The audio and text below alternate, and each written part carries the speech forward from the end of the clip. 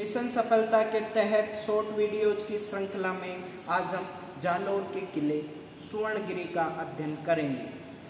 जालोर का किला गिरी दुर्ग है, पर्वत पर स्थित है। गिरी मतलब पर्वत, गिरी दुर्ग है। ये कहाँ स्थित है? पश्चिमी राजस्थान में अरावली पर्वत श्रृंखला की सोनगिरी पहाड़ी पर। कौन सी पहाड़ी पर? सोनगिरी पहाड़ी पर, सुकड़ी नदी के दाहिने किनारे। कौन सी नदी के दाहिने किनारे? सुकड़ी नदी के दाहिने किनारे।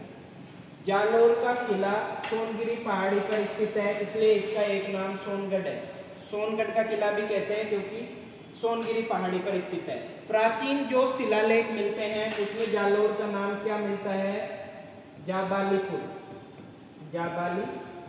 तथा इस किले का नाम प्राचीन शिलालेखों में क्या मिलता है? सुवर्णगिरी। प्राचीन शिलालेखों में जालोर का नाम जाबालीपुर व इस किले का नाम सुवर्णगिरी मिलता है। डॉक्टर गौरीशंकर हीराचंद ओझा ने इस दुर्ग का निर्माता परमारों को बताया है।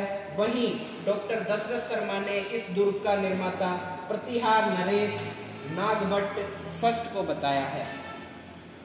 ये कितना लंबा चौड़ा है? 800 गज लंबा है और 400 गज चौड़ा है।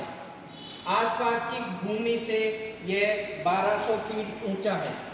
मैदानी भाग में जो इसकी प्राचीर है वो 7 मीटर ऊंची है। सूरज पोल इसका किले का प्रथम प्रवेश द्वार है। सूरज पोल के पार्श्व में एक विशाल बुर्ज है जो प्रवेश द्वार की सुरक्षा के काम आती थी। और तथ्यों को जानते हैं। इस दुर्ग पर किन किन का अधिकार रहा है? इस दुर्ग पर परमार, चौहान, सोलंकी, मुस्लिम सुल्तानों और राठौड़ों का अधिकार रहा है। महान शासक कीर्तिपाल चौहान के वंशज इसी किले के नाम पर सोनगरा चौहान कहलाए। ये क्वेश्चन इस तरीके से भी आ सकता है, जालोर में से संबंधित कौन सा वंश था? सोनगरा चौहान वंश जालोर से संबंधित था। अलाउद्दीन खिलजी ने इस किले पर आक्रमण किया था 1311 ईस्वी में। तो उस टाइम वीर शासक सोनगरा चौहान वंश के सबसे वीर शासकों में से एक कानड़ देव वहां के राजा थे। छल कपट से यह युद्ध अलाउद्दीन खिलजी ने जीत लिया था। 1311 ईस्वी में जालोर किले में प्रथम शाखा हुआ था, ये ध्यान रखना है। मालदेव जिनका शासनकाल 1531 से 1562 ईस्वी तक रहा था, उन्होंने इस किले पर मुस्लिम आधिपत्य समाप्त कर राठौड़ों का अधिकार कर दिया था।